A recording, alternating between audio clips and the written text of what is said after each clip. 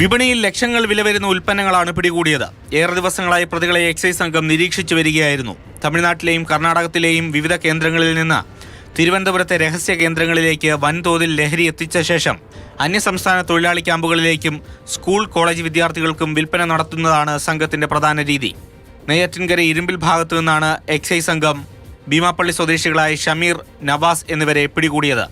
ലഹരി വസ്തു കടത്തിക്കൊണ്ടുവന്ന കാറും കസ്റ്റഡിയിലെടുത്തു. കൂൾ എന്ന പേരിലുള്ള നിരോധിത പുകയില ഉൽപ്പന്നം പ്രധാനമായും സ്കൂൾ കുട്ടികളെ കേന്ദ്രീകരിച്ച് വിതരണം ചെയ്യാനാണെന്ന് പിടിയിലായവർ പറഞ്ഞു. ലഹരിയുടെ ഉറവിടത്തെപ്പറ്റിയുള്ള അന്വേഷണം തുടരുമെന്നും എക്സൈസ് അറിയിച്ചു. നെയ്യാറ്റിൻകര എക്സൈസ് ഇൻസ്പെക്ടർ അജയ്കുമാറിന്റെ നേതൃത്വത്തിലുള്ള സംഘമാണ് പ്രതികളെ പിടികൂടിയത്.